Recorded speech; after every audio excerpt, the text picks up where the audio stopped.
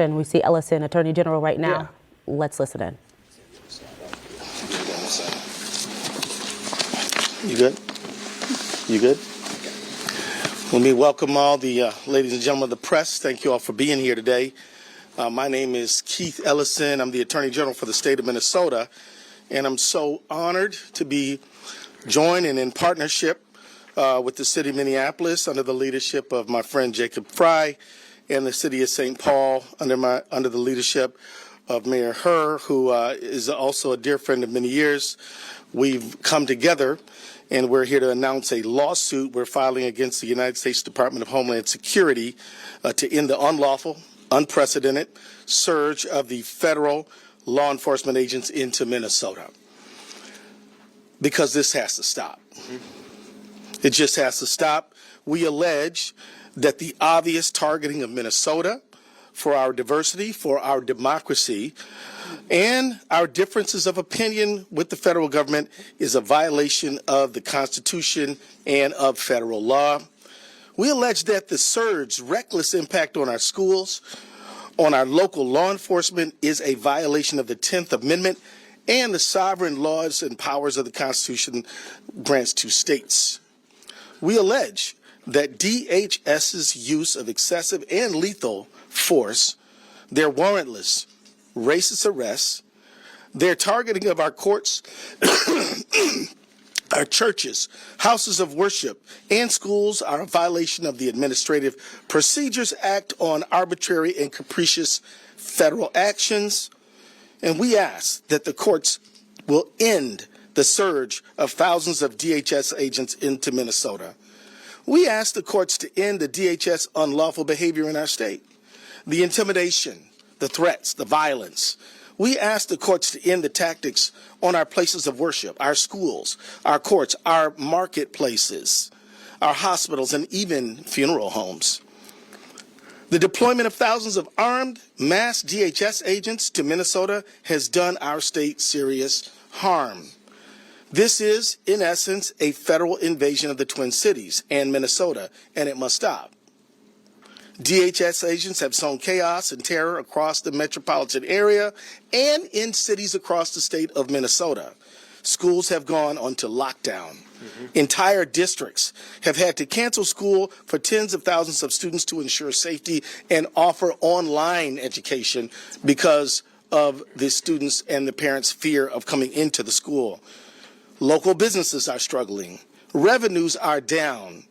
And some retail stores, daycares, and restaurants have actually closed because people are afraid to go out and to do their shopping, whether they're immigrants or whether they are citizens of many generations.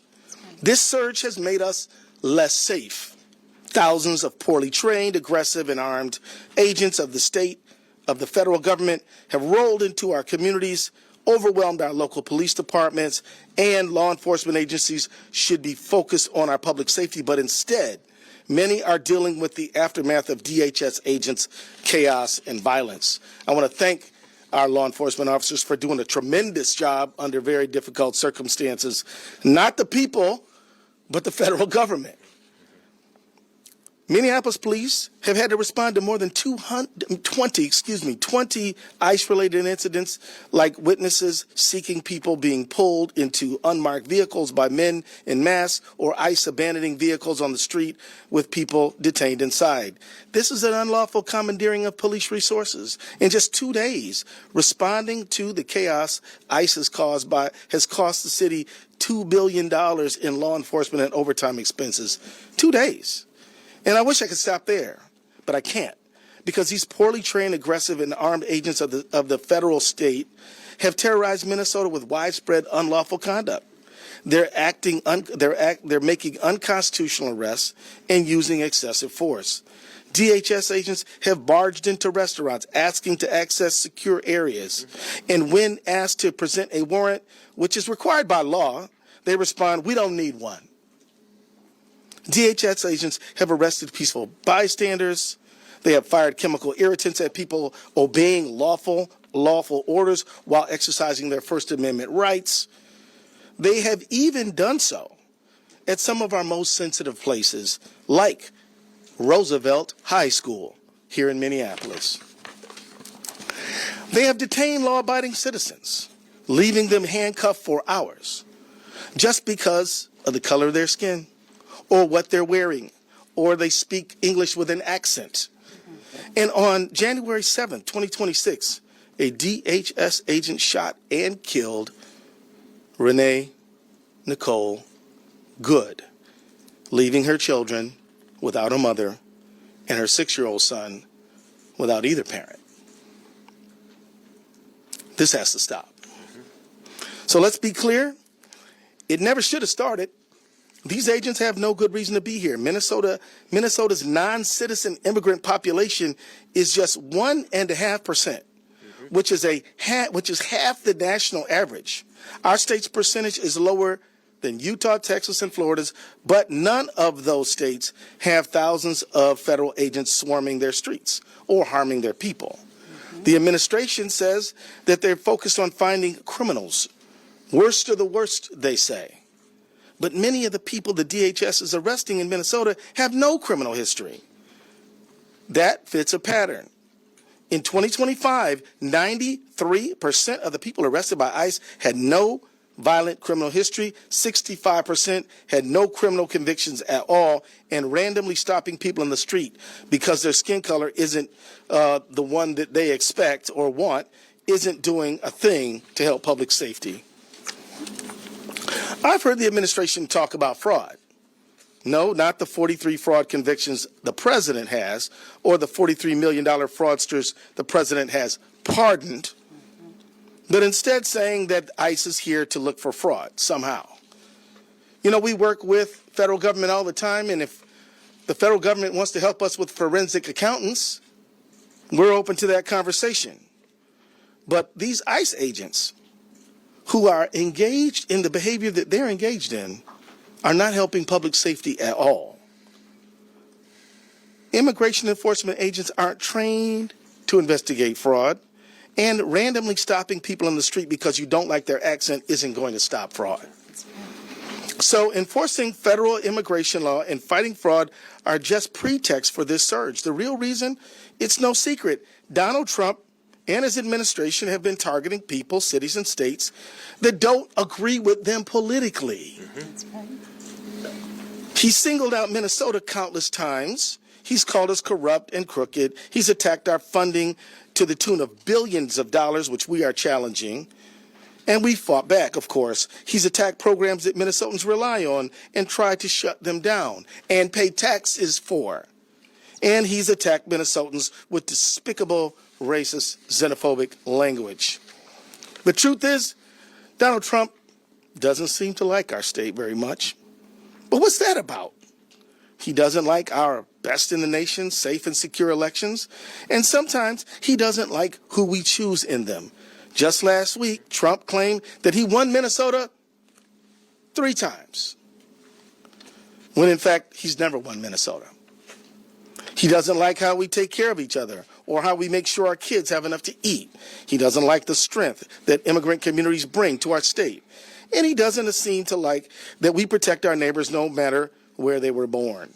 In short, the Trump administration's decision to target Minnesota and Twin Cities is motivated by a desire to retaliate against Trump's perceived political opponents, who are the people of the state of Minnesota and Twin Cities, rather than any good faith concerns about immigration enforcement, public safety, or law enforcement. In conclusion, I didn't have the pleasure and the benefit of knowing Renee Nicole Good, but her friends and family knew her as someone who was kind, someone who loved her family deeply, and someone willing to stand up for her neighbors. That sounds like the Minnesota that I know. The administration wants to paint false political narratives about us, but we know who we are and we know our rights. The Constitution gives Minnesota the sovereign authority to protect health and well-being of every single person who lives on our borders. The Constitution gives us the right to vote for who we want, pray however we want, and be whoever we want, without fear of being racially profiled, assaulted, or killed in our own communities. We're going to defend those rights because as much as they'd like to believe it, DHS is not above the law. That's right. And the people of Minnesota are certainly not beneath it. Let me now bring forward my mayor, the mayor where I go home at night and is doing a wonderful job protecting our city, Mayor Jacob Fry.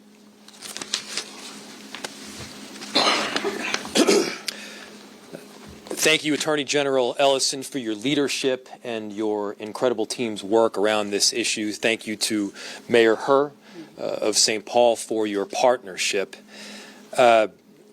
These are not normal times, and so the response that we are asking for from the judicial system and from the courts requires that we file suit at this particular moment. What we are seeing right now is not normal immigration enforcement. We are not asking ICE not to do ICE things. We are asking this federal government to stop the unconstitutional conduct that is invading our streets each and every day. You've seen the videos. At times there are as many as 50 agents arresting one person. The scale is wildly disproportionate and has nothing to do with keeping people safe. In Minneapolis, we've done work extensively with the federal government under multiple administrations to keep people in our city safe. We have worked with the DEA, the ATF, the FBI, the Attorney General's office, as well as the U.S. Attorney's office, to successfully drive down crime in our city. We've seen the results of that work, but let's be clear. The stated reason of this federal government for bringing in this full invasion of ICE and border control is not safety. If it were safety, there would be other mechanisms to achieve safety. By the way, crime is down in virtually every category, in virtually every neighborhood of this city. If this were about fraud, then you'd see an invasion perhaps of accountants. But that's not what you see. What you see is people being indiscriminately taken off our streets. Discrimination only takes place to the extent that a determination has made that somebody is Somali or is Latino, or at least they look that way, and then there is virtually no discrimination thereafter. Here's the thing. You can't indiscriminately take people off our streets, American citizens off our streets. You cannot drag pregnant women through the snow. You're not allowed to take teenagers out of their car and detain them when they are in fact American citizens. That is against the law in every state. That is against our United States Constitution. And we're feeling the impact here in Minneapolis. Schools have closed. People are afraid to go to work, shop, or seek medical care. 911 calls are up. Police resources are indeed stretched thin. We have approximately 600 officers in the city of Minneapolis. Mayor Herr has approximately 600 officers in the city of St. Paul. The number of ICE agents and border control are now in the thousands. They are in the thousands. If the goal was immigration enforcement, if the goal were simply to look for people that are undocumented, Minneapolis and St. Paul would not be the place where you would go. There are countless more people that are undocumented in Florida and Texas and Utah. Why are they in these much smaller cities in the middle of the Midwest? The answer is very clear. It is politics. Florida and Texas and Utah are Republican states. The reason that Minnesota and Minneapolis are being targeted is because you've got a Democratic governor, a Democratic Attorney General, and you got Democratic mayors.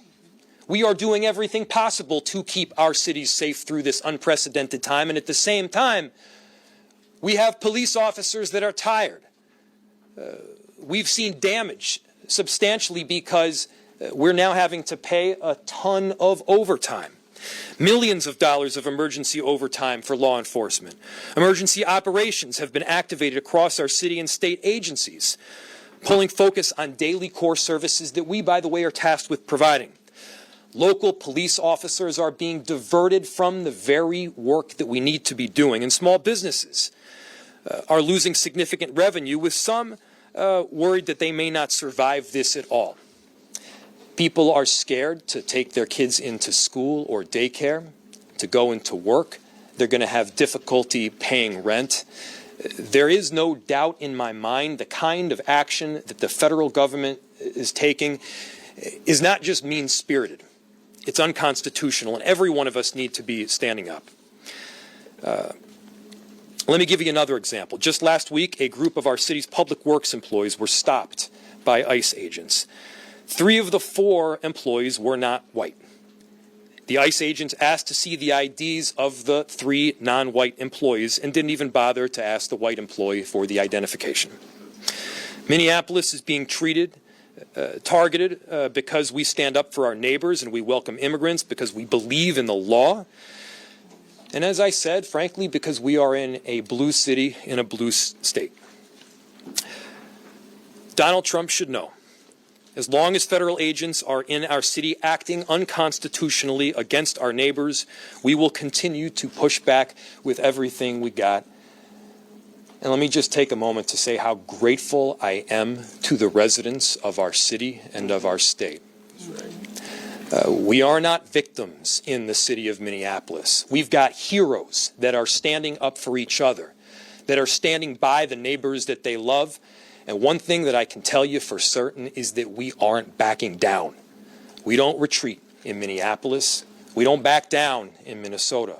We stand up against bullies, and right now, what we are asking for is an intervention from the court to push back on this unconstitutional conduct, pure and simple. I'll now turn it off to Mayor Herr.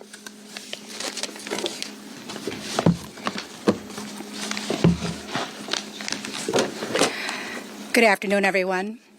Today, I'm proud to stand with Mayor Frey and Attorney General Ellison to fight for our residents. This federal occupation of our cities needs to end immediately. Federal law enforcement is racially profiling our residents, creating mass chaos, and undermining the relationship between local government and our communities. We will not stand idly by and watch this happen. With this collective action, we are taking a firm stance to tell federal law enforcement that this cannot happen in our country. It cannot happen in our state, and it cannot happen in St. Paul. Federal law enforcement is going far beyond what they can and should be doing to enforce immigration laws. They are endangering our community's safety, straining our resources, and sowing distrust. While we know we can't control federal agents, we will pull every lever we have to fight back in every way that we can. They've come into St. Paul and needlessly invaded our neighborhoods and homes. They're targeting us based on what we look and sound like. Our residents are scared, and as local officials, we have a responsibility to act. I want to thank Attorney General Ellison and Mayor Frey for taking a united stance for the people of Minnesota. And to our immigrant and refugee communities, let me be clear. You are a vital part of our city. You are loved, and you are wanted, and you are important to the fabric of our state. That's right. As a refugee who came to this country, this is the state that welcomed my grandparents here in the late 70s, allowed our family to break the cycle of poverty in one generation, educated us, allowed us to build wealth, and within one generation have a new family members that are educated and a part of this economy and this workforce. That we need to continue to make sure that our state stays that, and that can't happen if ICE continues to run amok of our city and our state.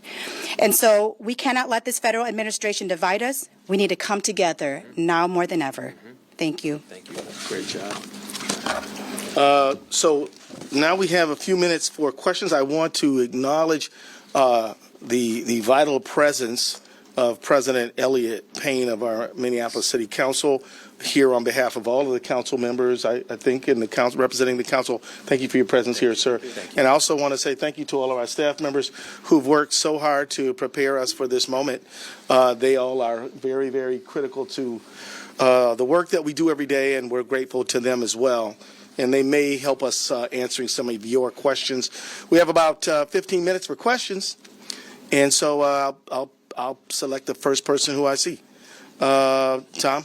Attorney General Ellison, there's been some success in getting the National Guard out of some states with lawsuits like this, but that was over a question of what the role of the National Guard is.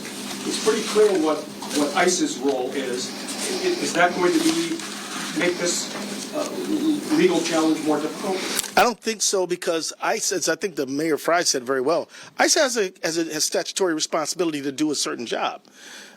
Well, our argument is they are exceeding that dramatically in unconstitutional, unlawful ways, violating our First and 10th Amendment rights, our equal sovereignty principle, and provisions of the Administrative Procedures Act. They have to obey the law themselves as they carry forth their statutory duties. We argue they're not doing that. They have to do they have to operate within the law and the Constitution.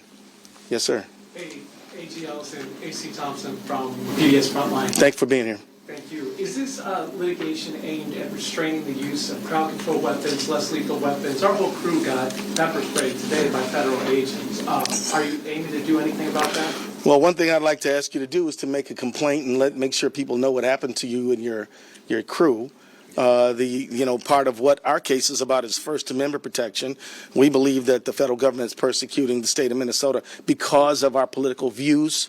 And that goes, and look, the First Amendment, the press is protected by the First Amendment, and is vitally important in this moment when freedom of the press and every First Amendment right is under a threat by the federal government. So I'm going to ask you to let us know what happened. But yeah, we're trying to restore lawful conduct and make sure that the federal government operates within the boundaries of the law, which they're required to do. Yes, sir. This is really something that's obviously really ramped up in the last week. Right. What kind of timeline can we expect on this suit? What are you looking at? What's your office kind of expecting?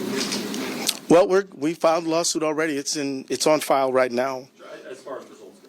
Well, it's hard to predict exactly what the court schedule will be, but we are anticipating quick action. I don't know, would any of my team members want to, Brian, you want to respond to that? Brian Carter, Special Counsel to the Attorney General. I don't know if we filed quite yet, but we do have a motion for a temporary restraining order that's going to be filed today. We're going to ask that the court hear that motion tomorrow morning. There's another similar motion in a separate but related lawsuit that's scheduled for that time. We're going to try and piggyback on that, and we're going to be asking for immediate relief. Brian Carter, everybody. Way in the back. St. Paul have any specifics on overtime for police officers in the way that Minneapolis has some stats? Yeah, we do know that we have had we've had to open our command center in order to monitor the city. We've had to have all of our officers in uniform, so that we do have information as well, and we'll be sharing more of that information in the days to come as it relates to this lawsuit. Are those overtime costs likely to reach into the millions if this continues? Yeah. The question is, are those overtime costs for Minneapolis police and St. Paul police likely to reach into the millions? The answer is absolutely. We have normal core functions that we are tasked with doing on a daily basis. We are required to respond to 911 calls. We are trying to prevent murders from happening and carjackings from taking place. And by the way, the work of our police has been driving down those numbers substantially. Our police officers have performed admirably because they're not just doing their day-to-day job. They're also responding to countless 911 calls that people are being kidnapped, that agents in unmarked uniforms in unmarked cars are simply taking people off the streets that are American citizens. They're required to do the work to keep the peace. Our police officers are doing the work to keep the peace and to keep people safe.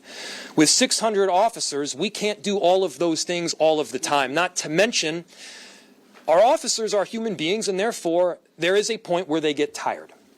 And when we've canceled all days off, when our chief is working tirelessly, and he deserves a ton of credit here too, where we've got officers that are working incredibly long hours and long shifts. The truth is that when you get to a certain point, you start making mistakes. Not because you're a bad cop, but because you're a human being. And so we need relief. We're asking the court for it. But the damage that we are suffering right now in Minneapolis is not limited to overtime costs. It's schools shutting down. It's businesses closing. It's people being afraid to go out and get groceries and therefore are going hungry.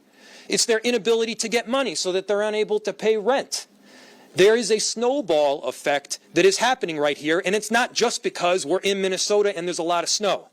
The snowball effect is because what ICE is doing is intentional. This is intentionally putting us in a very difficult position that is not pro-business and is not pro-safety. The only thing that I can see it being is pro-politics.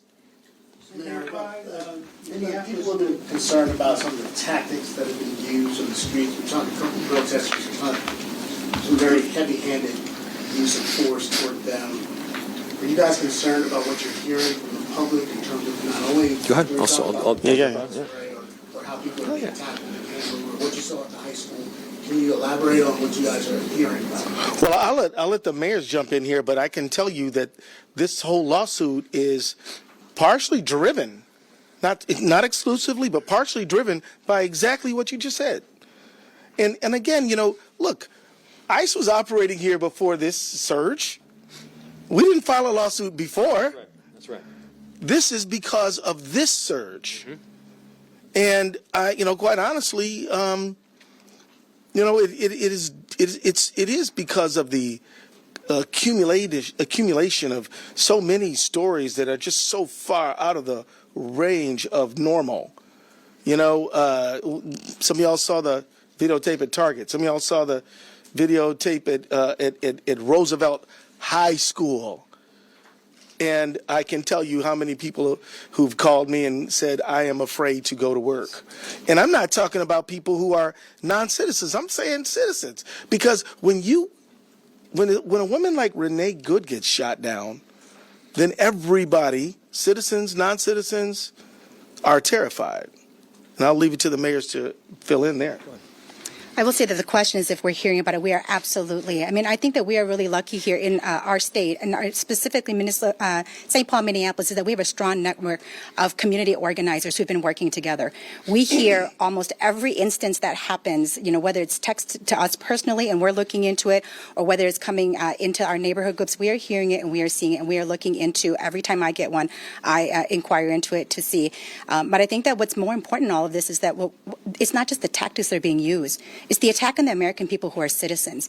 I wasn't born here. I'm carrying my ID with me. I'm carrying my passport card and my ID with me all the time because I don't know when I'm going to be detained, when I'm going to be approached. The fact is that it doesn't have to, the tactics doesn't even at this point really matter, right? It's the fact that we are being attacked as American citizens right now, and we are hearing of it, and we are inquiring into it every single time we get something sent to us. Yeah. Hey, Allison, there's Last question.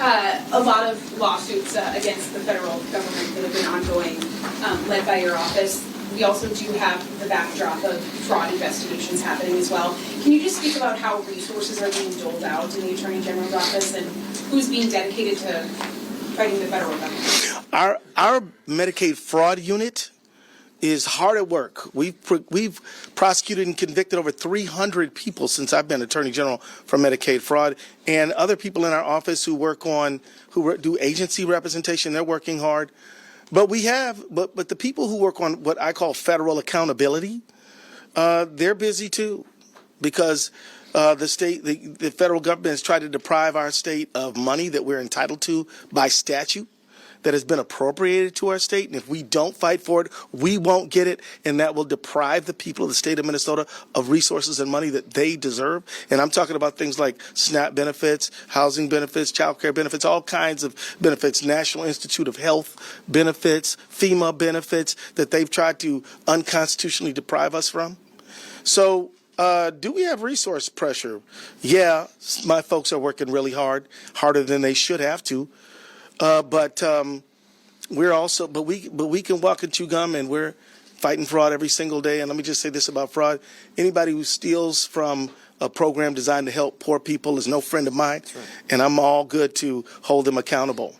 And the federal government, they're doing all this stuff that we don't need them to do. I wish they'd do some more things we do need them to do. Now, I'm not talking about local federal officials. They're doing their job. We work with the U.S. Attorney's Office and the FBI to fight fraud, and I'm very glad with their partnership. What I'm referring to is the substance of this lawsuit right now. This is not what we need. We don't need this, but we need all the help we can get to help make sure that every dollar that the generous people of Minnesota devote to helping others gets to those others. Hey, just one more, if I may. courts do rule in your favor here, are you confident that DHS and the federal government will abide by these orders, and what will you next? Yes, I am. No, I believe that they will abide by the orders because I believe that anybody who stands below an American flag, lifts up their hand and swears an oath to support and defend the Constitution of the United States will abide by the lawful orders of a court. And if they don't, I want everybody in this room to know that they are the ones who are expressing contempt for the rule of law. Now, having said that, you asked the what if question. Well, you know, there are ample ways to make a miscreant violator of a court order obey that court order. One of them is a contempt of court, but let's not jump there. Let's expect good conduct and obedience to law, and that's what we expect. That's what we expect we're going to get. And I think there's a possibility that Mayor Fry wanted to talk a little bit more about what your citizens are going through, or maybe you covered that already. I can add on. Yeah, but I just think yeah. Well, you want to go for it? Just in general. Yeah, just like what people are dealing with, man. Yeah. I mean, we don't use the word invasion lightly. What we are seeing is thousands, plural, thousands of federal agents coming into our city. And yeah, they're having a tremendous impact on day-to-day life. And it's a negative one. And whether that's kids that are trying to get to school or businesses that are trying to open, that's police officers that are responding to 911 calls. It's just about being able to conduct daily life right here in our city. And look, this is not about fraud. When you have a fraudster, you investigate, you charge, you prosecute, you hold the person accountable, and then they get put in jail as an individual. They get put in jail as an individual. You do not hold an entire community or an entire city accountable for the actions of the fraudsters. That's not a novel concept. That's just the way this works in American society, and we should be abiding by that. Good. Thank you, Mr. Mayor. And let me say thank you, Mayor Herr. Let me say thank you to the men and women of the independent press of America. Yep. The reality is that the work you do is critically important to get the word out to the people, and we are grateful for it. And with that, we're going to conclude, but I'm sure any of us will be willing to talk to y'all offline. Bye-bye. Well, you have just been listening to a press conference there held by Attorney General Keith Ellison, Minneapolis Mayor Jacob Fry, as well as St. Paul Mayor Kali Herr. The big headline out of this today is that there has been a motion for a temporary restraining order filed today against the Department of Homeland Security, along with what they are working to file another lawsuit against DHS for their unlawful and unprecedented presence, they say, in the state of Minnesota. Yeah, and very briefly, and we'll let you go, they allege a violation of the Constitution by Homeland Security and ICE. Along with that, they say the surge is a violation of the 10th Amendment, and they also allege lethal force being used, also a violation of the Constitution. Those are the elements of the lawsuit. And as Simone just pointed out, the first part of that, though, is the motion for a temporary restraining order, which in their view would stop all ICE action in the state of Minnesota. And they're hoping to have more answers about that. Filed today, hoping to have more answers about that tomorrow. Yep. All right, that's going to do it for our coverage. For viewers watching on Fox 9, we'll send it back to program.